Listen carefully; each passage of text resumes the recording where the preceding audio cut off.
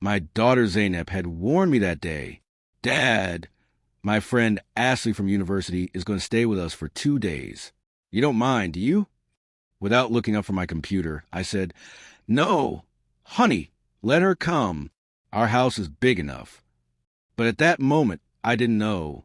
I didn't know that this spacious house would suddenly feel like it was shrinking, its walls closing in on me just a few days later. When Zainab walked in with Ashley, it was almost 7 p.m. She had her own key, so she didn't ring the bell. I was in the kitchen, flipping eggs in a pan. A voice came from behind me. Hello, Uncle. I turned around. The voice was young, but there was something in its tone. How do I describe it? A playful mischief. My eyes instinctively scanned her from head to toe. She wasn't tall, but she stood upright. Her body language screamed, I'm here. Her eyes, God forgive me, were like a woman's, but more dangerous, because they looked so innocent, like a child's, yet there was a grown-up audacity behind them. Her T-shirt was short, her waist slim, hands in her pockets. She stood there, just looking at me. I smiled without meaning to. Welcome, Ashley. At that moment, I accidentally dropped the spatula I was holding. She bent down, picked it up, and said, Can I help in the kitchen? No, I said. I'm used to being alone. Alone, I said, as if I was sending a signal, as if my subconscious was guiding my tongue. She didn't look away. She gave a slight smile. That night, we ate dinner together. Zainab did most of the talking. School, exams, silly friend gossip. Ashley didn't say much. But while she listened, her eyes were on me. When Zainab looked at her, she looked at me, and I started moving my hands more deliberately as I spoke, choosing my words carefully. It was like someone was watching me. But it didn't feel strange. I liked it. While washing the dishes, Zainab went to the bathroom. Ashley stayed in the kitchen with me. There was a moment of silence. Then she asked, Do you always cook for yourself? Yeah, I said. Habit. Zainab's mom left us when she was little. It's been like this since then. Doesn't it get hard? It didn't sound like a question asked in a woman's voice. It was almost provocative, like she was testing me. I didn't answer. Our eyes met. 3 seconds, maybe 4. But so much passed in that look. A voice inside me screamed, Be careful. But another voice, deeper, whispered, Keep going. That night, when I retreated to my room, I was angry at myself. Asterisk, what are you doing? She's your daughter's age. Your daughter's friend. Asterisk, but then I heard her voice a crack in the door, laughing with Zainab. That laugh shattered every forbidden wall inside me. She laughed like a girl, but affected me like a woman. That first night, it was just looks. But when I closed my eyes at night, I closed them with her eyes in my mind. And I'll confess, for the first time in a long time, I was so sleepy, but my heart was wide awake. The next morning, I woke up early. Habit. As you get older, sleep gets lighter. You wake up with a heavy mind. I made my coffee and went out to the balcony. It was a cool summer morning. I was looking at my phone when I heard footsteps behind me.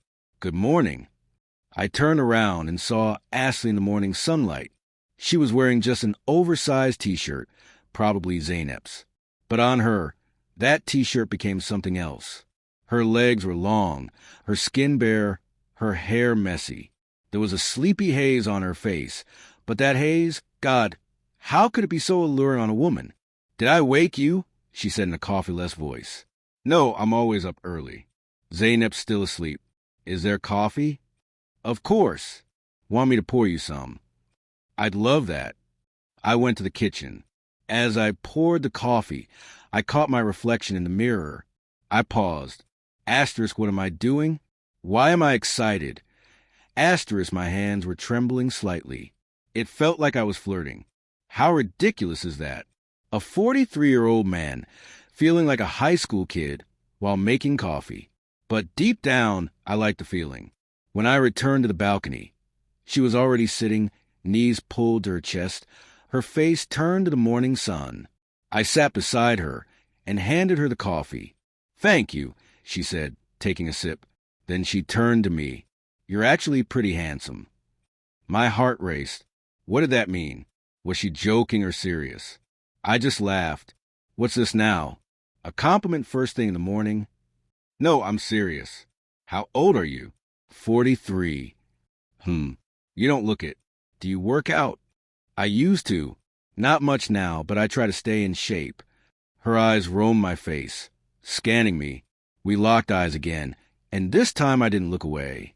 A few seconds of staring, but there was something in it. Curiosity, invitation, and playfulness. She was my daughter's friend, but that morning she wasn't a girl or a friend. She was a woman who knew her effect and played with it. Do you think age difference matters? Her question hit me like a slap. She asked it so directly, like she'd been thinking about it for years. I tried to dodge. Depends on who's asking and what for. She didn't push. She set her cup down, leaned forward, tucked her hair behind her ear, and said, I think if there's chemistry between people, age is just a number. Every alarm in my head went off. But you know what? I ignored them. Deliberately. The only thought in my mind was, how far will this go? When Zaynep woke up and came to the balcony, we were normal, like two strangers who just had coffee. But something else had happened there. An invisible handshake, a groundwork laid. The rules weren't clear, but the game had begun. And the most dangerous part? I wanted to stay in it. It was night. The house was quiet. Zaynep was in her room, Ashley in hers, or so I thought. I was sitting alone in the living room. The TV was on, but I wasn't watching. Remote in hand, my mind racing with 1,000 thoughts. Her words in the morning, her looks, the chemistry she mentioned seeping into every cell of my body. I told myself, asterisk, stop this nonsense. Be a man. Asterisk, but another voice was right there. Asterisk, she sees you. She wants you. Asterisk. It was nearing 1 a.m. I got up to get water from the kitchen. As I opened the fridge, a whisper came from behind. Can't sleep either? I turned. Ashley was there, in a thin robe, barefoot, hair messy, eyes sleepy. But in her gaze was that thing, undefinable but felt deep in your bones. Yeah, I said, it's a bit hot. She grabbed a bottle of water from the fridge, and before drinking, she turned to me. Want to sit together? I should have said no, but my lips moved on their own. Sure. The living room was dark, lit only by the faint glow from the kitchen. We sat side by side on the couch. She pulled her legs up, turned to me, and said, You know, when I first got here, I thought you were something. What's that something? Serious, but a bit mysterious. I smiled. Does mystery come with age? No. Some men just have it naturally. But you got a bit of sadness, too. Her words caught me off guard. Something broke inside me. For the first time, I felt she truly saw me, not just as a man, but as a person. She'd read my loneliness. It's been a long time, I said, since I've even looked a woman in the eyes like this. She went quiet. Then she leaned closer. Her hands didn't touch my knee, but they inched toward it. Our shoulders almost brushed. A warmth spread through me. I looked at her face. She was looking at me. Her pupils dilated. Her breathing quickened, and she whispered, I don't want you to be alone. Imagine this. It's the middle of the night. My daughter's asleep in the house, and her best friend is sitting next to me. And when I heard that sentence, instead of running, I closed my eyes, because that voice, that sentence, felt more real than anything I'd heard in years. We didn't kiss. We didn't touch. But on that couch, it wasn't two bodies. It was two lonelinesses leaning into each other. Time stopped. There was only the sound of our breathing. In those fleeting moments when our eyes met, our lips were inches apart. But neither of us took that final step. Not yet, because that night we savored the feeling first. If I had touched her, if I had kissed her, it might have been wrong. But what we experienced without touching was even more dangerous. Because you can forget a body, but you can't forget a look. That night, her eyes told me something I'd never heard so clearly in my life. I want you. She quietly got up and went back to her room without a word. I couldn't even move. My breath was stuck, my heart in my throat. And I admitted to myself, there's no going back. The next day, everything was too normal. Zaynep had made breakfast, and Ashley was helping her. I pretended to have overslept, my eyes heavy, though I hadn't slept a wink since the night before. I sat at the table. Ashley acted like nothing had happened, but that made her even more dangerous. No glance, no hint of the night before. Yet there was something invisible between us now, and I felt it every second. Zeynep had to go out for some university errands. Can Ashley stay with you, Dad? My throat tightened, but I said, sure. As Zeynep left, Ashley and I locked eyes. There was impatience and a smile in her gaze, like she was saying, now we're alone. Time slowed down. I grabbed a magazine from the bookshelf, trying to find something to do. But I couldn't read, couldn't focus. Footsteps came from behind. You seem bored, she said. A little, I replied, not looking up. Want to watch that movie we talked about yesterday? There was no movie, but we needed an excuse, didn't we? Sure, I said. She went to the living room, turned on the TV, and sat at the edge of the couch, tucking her legs under her. Come sit, she said. I sat beside her. There was space between us, but that space shrank over time. Before the movie started, we were talking about random things, but the words carried weight. At one point, she turned to me. You know, no one's ever looked at me the way you do. Careful but warm. Our shoulders brushed, maybe by accident, but neither of us pulled away. It wasn't an accident. We touched deliberately, knowingly. That was the first touch. Simple, small, but unleashed a storm inside me. My heart raced. When a hand touches another's skin, the body doesn't lie. It recognizes that electricity. She looked into my eyes, slowly placing her hand on my knee. I froze, looked at her. I don't know what I was searching for in her eyes, but I found it. It was there, the desire. Asterisk, she wants me. And I want her. Asterisk, I leaned toward her slightly. Our lips were so close. But I didn't kiss her. I waited, wanting her to come to me. And she did. She leaned toward my neck. Her hand, warm, hesitant but determined, touched my face, tracing the lines. You're so masculine, she whispered. It's been a long time since I felt someone like this. Our hands found each other. My skin melted into her palms. And in that moment, time stopped. The movie was still playing, but we were in a different scene. It wasn't a movie, it was us. She rested against my neck. I could hear her heartbeat, her breath quickening. Mine too. Two bodies leaned into each other, but we didn't go further. That day, we were content with touches, breaths, and looks. And strangely, that was more intense. We were standing on the edge of a line. One more step, and there'd be no turning back. But we stayed there, on that edge, touching, breathing, smelling each other. For the first time in years, I didn't just feel someone's skin, I felt their soul. The only thought in my mind, I'm lost now. After that day, nothing was the same. Once you touch, one skin meets skin, the way you look at each other changes, even in silence. We didn't need to talk anymore. There was an unspoken agreement between us, quiet but powerful. Zeynep was still oblivious. Ashley played her role well, Zeynep's friend by her side, but a different woman by mine. But what was most striking? I wanted this game. Desperately. It was the third night. Zeynep went out with friends. Ashley can stay with you, Dad. Hang out a bit, she said. The door closed, and for the first time, we were truly alone. I was in the living room. Ashley came out of her room, but this time, she wasn't dressed casually. She wore a black, thin-strap dress that ended at her knees. The fabric was so soft, so thin, it left little to the imagination, an open invitation. Her eyes said, asterisk, this is it. Tonight's the night, asterisk. We didn't say anything. She came to me. My hands were on my knees, palms sweaty, heart pounding my throat. She sat beside me, leaned in and whispered in my ear, I don't want to stop anymore. When I felt her lips on my neck, I don't know what surged through me. Shame? Desire? Everything at once. I placed my hand on her waist, like it was the first time I'd ever touched a woman. Slow but uncontrollable. I wasn't myself. All I could think was, this is a point of no return. But the dark, suppressed man inside me had already broken his chains.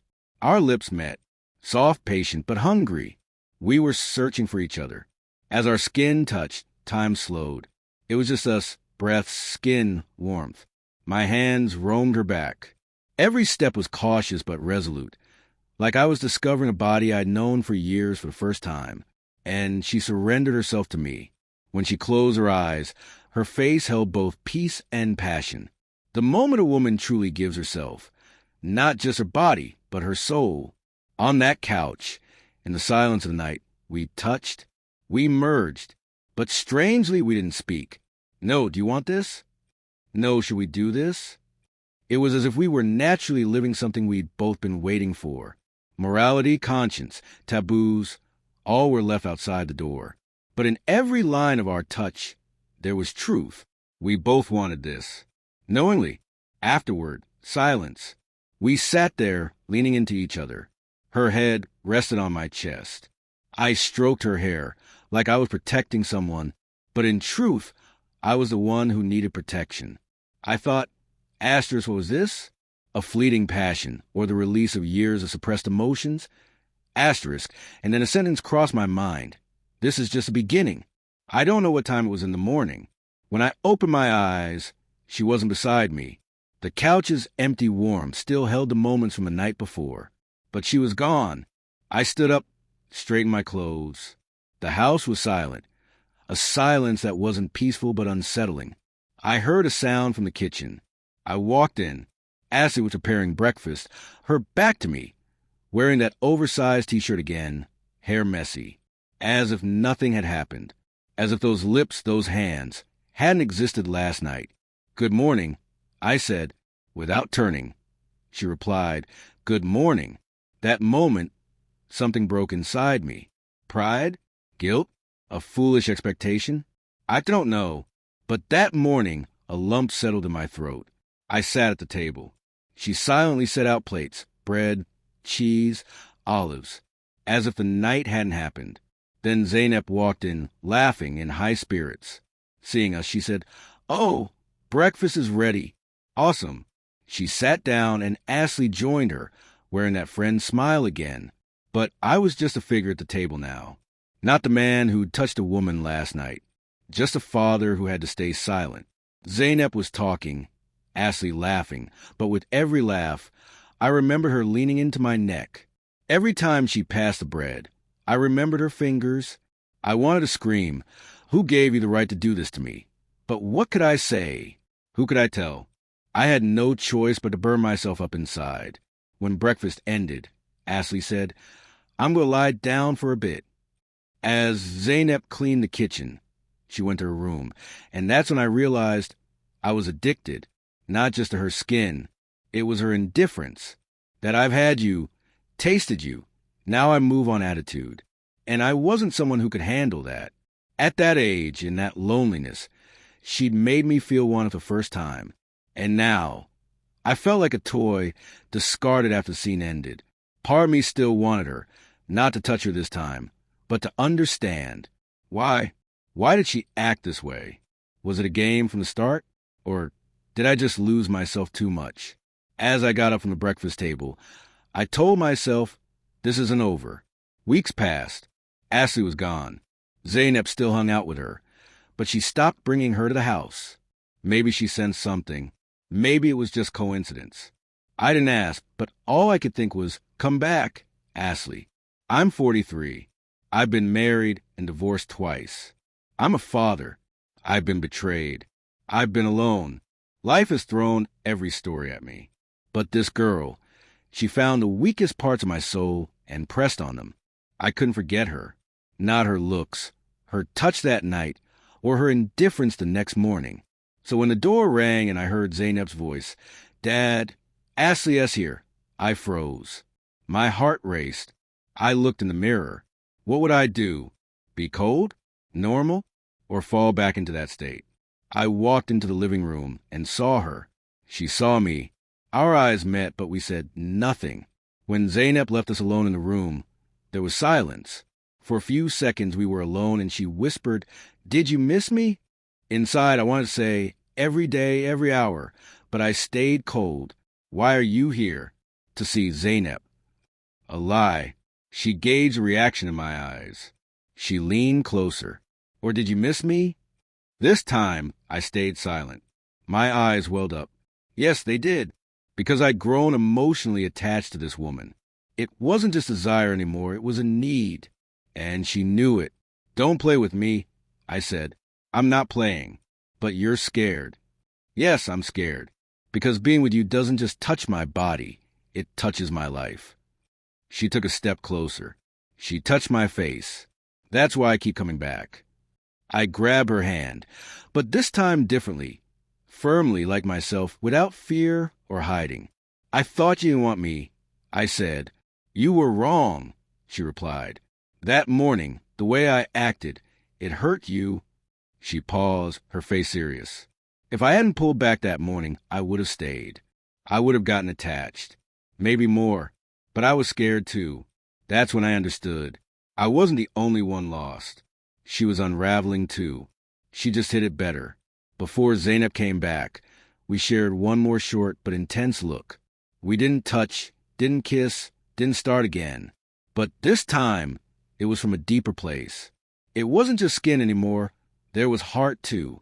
And I told myself, now the real danger has begun. Some nights are quiet, but the silence hits you like a slap. That was one of those nights. I was lying in bed. Zainab was in her room, Ashley in the guest room. The house was silent, but the voices in my head echoed.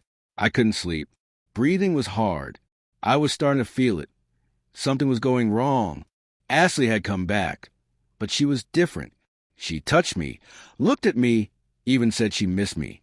But there was a distance now. She'd take one step closer, then 2 steps back. One look would melt me. The next morning, she wouldn't even meet my eyes. One day in the kitchen, she was on her phone, smiling at the screen. I couldn't help myself. Who are you texting? Just a friend, she said, smiling but looking away. That's when a seed of doubt took root. For the first time, I was truly jealous. I hadn't opened myself up to anyone like this in years. Hadn't touched anyone like this. But her ease was tearing me apart. One evening, I was watching TV in the living room while she and Zainab were on the balcony, giggling, whispering.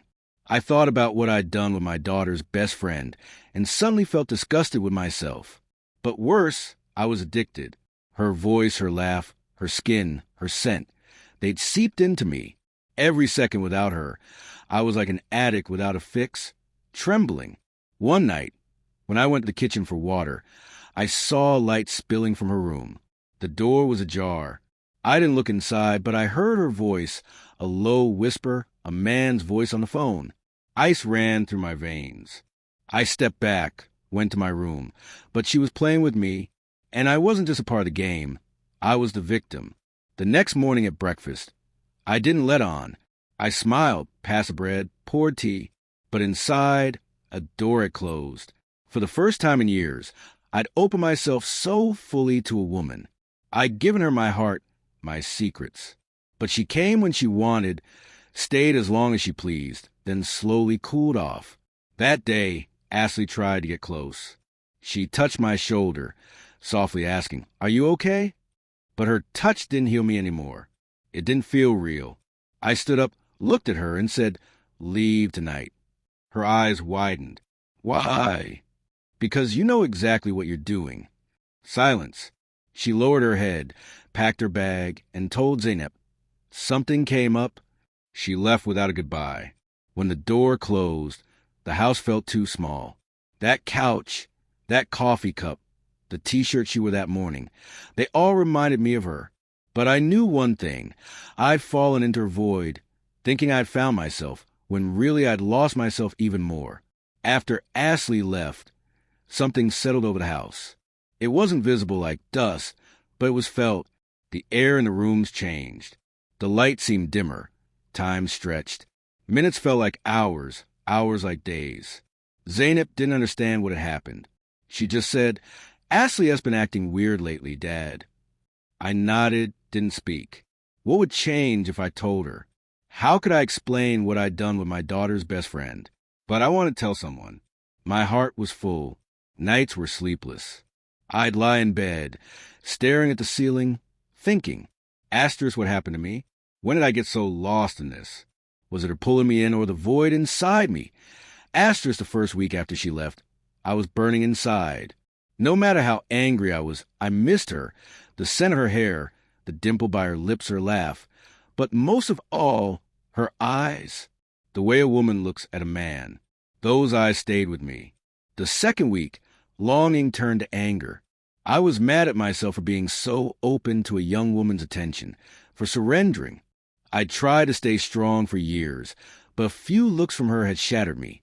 I was 43 and felt like a child in front of her for the first time. By the third week, I looked in the mirror one morning. My beard had grown, my eyes sunken, my gaze dull. There was no love left in me, no desire, just emptiness. I didn't want anything anymore.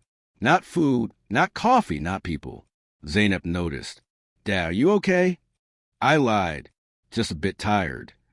But the truth was, Ashley had taken me and left without giving anything back. What had I given her? My heart? My body? The emotions I'd hidden for years? Who knows? But one thing I knew, I wasn't the same person anymore. Emptiness is strange. Sometimes you love the silence, but in this emptiness, silence hurts. You turn on the TV, but the sounds don't make sense. You want to call someone, but you don't know who. You try to distract yourself, but you're not in your own head anymore. One day, sitting alone in the living room, I looked at old text messages on my phone. A few from Ashley, asterisk coffee in the morning. I did my hair differently today. Notice? Being with you feels like peace. Asterisk, my eyes welled up at the last one. Being with you feels like peace. Was it really peace? Or was she, like me, trying to fill a missing piece of herself with me? I looked up. Everything in the living room was in place, but something was missing. Not tangible, but so real. She was gone, and in her absence, I'd lost myself too. Life plays strange games. Just when you think your wounds are healing, it reopens them right where you thought they'd closed. That's what that day was like. Walking down the street, in the crowd, I saw her. Ashley, alone. Our eyes met. Time froze. That familiar expression was still there, cold yet inviting. I slowed my steps. My heart was pounding. The emptiness inside me filled up again. That ache, that longing. But this time, there was something else. Anger. I walked up to her. We didn't speak, just looked at each other. Something stirred inside me. I wanted to ask, why did you leave me? But all I said was, how are you? She smiled, a smile that hid a secret. I'm good, she said. You. I lied too, but she noticed. I know you're still at war with me, she said. She paused, looked away, then added, I'm fighting too, but sometimes the wars that hurt the most are the ones inside us. That's when I realized we were both struggling with the same thing, loneliness, reluctance, and an unforgettable passion. And in that moment, no matter how much I didn't want it, she was still there like a shadow by my side. This is a direct and natural translation, preserving the tone, emotion, and nuances of the original text. Let me know if you need any further assistance.